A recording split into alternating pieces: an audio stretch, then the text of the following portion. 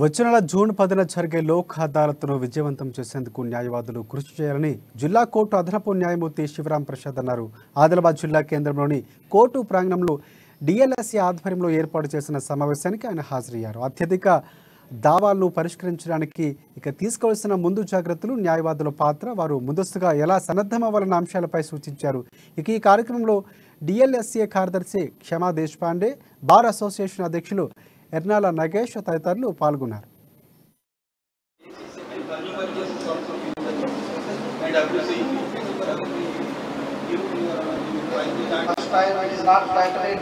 The court has to see and take all the possible steps for settlement of the matter. It is under section 89.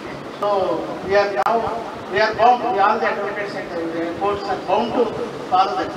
Because the more number of cases are settled, that the court can concentrate on most important cases. If every case is decided in the court only, then there is no purpose. So most possible cases where there is element of settlement is there, you can identify such matters. And if the advocates identify, then officer can also know. Most of the civil suits can be compromised. Most of the EPs. EP means already decree is there. So on one day or other, so JDR will get benefited by number of EPs in any court. Divorce and also one MC and all the advocates to identify such type of case.